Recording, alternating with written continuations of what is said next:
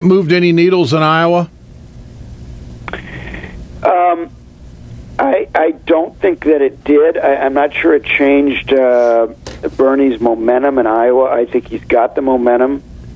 These races are toward the end come down to momentum, and I don't think Hillary was able to derail him, his momentum in Iowa. But you got to remember that so much of these Iowa caucuses comes down to an organizational struggle, and they're both very well organized there, and we won't know until caucus day which one has the superior organization. I think whichever one does, because this is a whole evening, Ed, to go to the caucuses. For those of your listeners who don't live in caucus states, you got to find a babysitter. You got to decide that you're not going to do anything else that evening except drive often a fairly long way and spend, a couple of hours. You can't just go in, vote, and leave. That's not the way it works. So it's the candidate who has the best organization to bring their people out who wins those Iowa caucuses, if it's close, which this one is. And we just don't know that yet. This is Bernie Sanders talking about the national polling last night, and I think he's been waiting for a long time to bring this out on the platform of a debate to try to get people to erase this narrative in their head that Bernie can't win. Listen to this. Well, let me talk about polling. As Secretary Clinton well knows, when this campaign began, she was 50 points ahead of me. We were all of 3 percentage points. Guess what? In Iowa, New Hampshire, the race is very, very close. Maybe we're ahead in New Hampshire. In terms of polling, guess what? We are running ahead of Secretary Clinton in terms of taking on my good friend Donald Trump, beating him by 19 points in New Hampshire, 13 points in the last national poll that I saw. I think he's been waiting a long time to say that. Yeah. I love the my good friend Donald Trump. The thing about Bernie Sanders is he's turned into a much more charming candidate than I think those of us who've known him around Washington for years expected. We thought that he was going to be a crabbier candidate, and he's got a real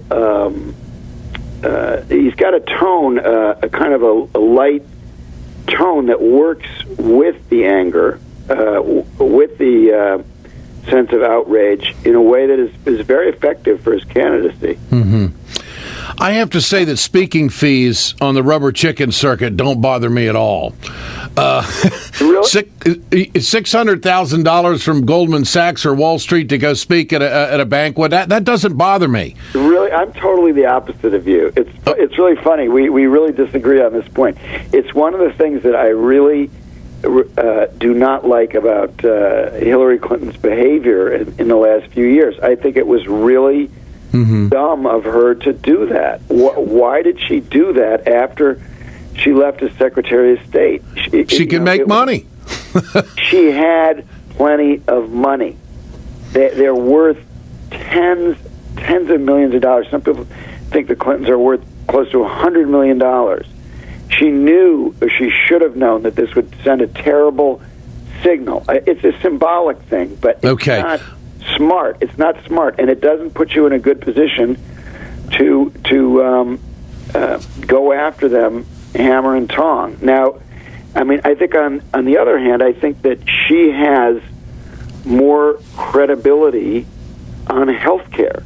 So when he says, look, I want to go back and, we're going to get single payer. Look, everybody, including you and me, we are ideally for single payer.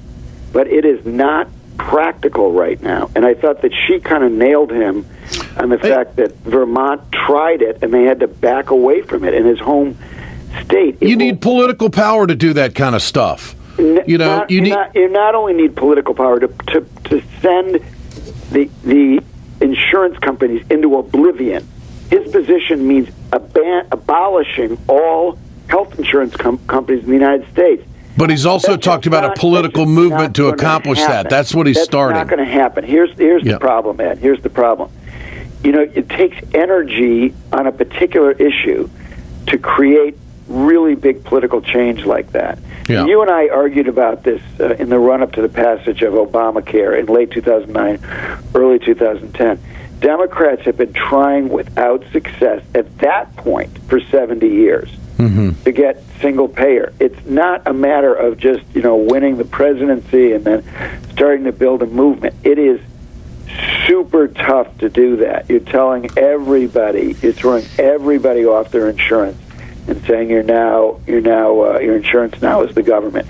It's highly unlikely to happen. And the question is it a good use of energy and resources to do that, or to fix Obamacare, to fix some of those high deductibles, issues of doctor's choice and so forth that are still a little problematic in Obamacare. And I think Hillary got the better of that argument in part because she has a lot of credibility on this issue. I mean, people know going back to 1993 that she, and even earlier, that Bernie was on the committee that wrote the Affordable Care Act. But she's a true expert on that. And Bernie both want the same thing. It's their path to get there is different.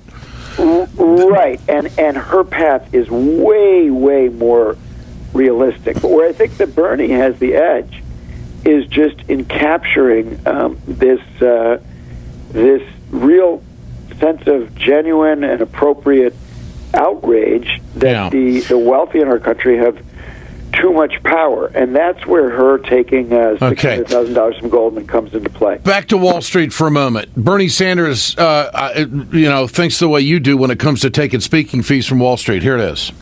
First difference is I don't take money from big banks. I don't get personal speaking fees from Goldman Sachs. Where we disagree is the comments that Senator Sanders has made that don't just affect me, I can take that, but he's criticized President Obama for taking donations from Wall Street.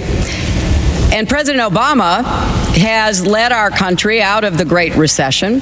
But look, I have a plan that nobody's in jail. Most commentators have said is tougher, more effective, and more comprehensive. Secretary Clinton, and you're not the only one, so I don't mean to just point the finger at you. You've received over $600,000 in speaking fees from Goldman Sachs in 1 year. What do you think of that, Jonathan? I want to draw a distinction here between taking some money from Wall Street as part of a billion-dollar campaign, so you don't unilaterally disarm against the Republicans, which Barack Obama did.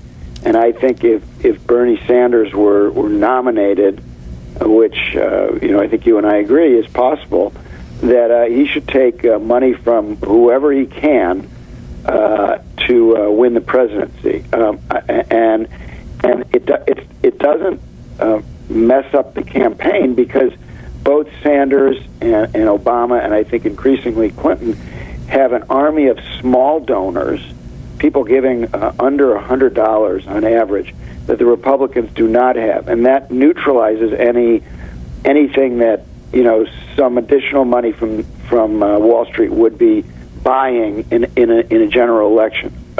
However, I think that personal money that goes into your pocket through speaker's fees, well, it might be fine for anybody else. I mean, I don't have, I take speaking fees. I'm sure you do as well. Sure. I don't think is right if you're trying to, is smart. I mean, it's not disqualifying in any way. It doesn't make me want to vote against somebody, but I don't think it is a smart thing to do if you want to run one of these campaigns saying that you're not too connected to Wall Street. So to me, it goes to her judgment. Like, why in 2013, 14, whenever it was, why would she be doing this instead of having her head screwed on right about appearances? So to me, it's more that than that.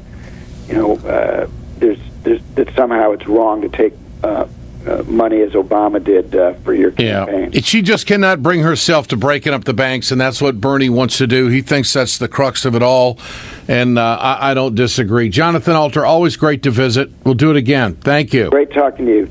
You bet.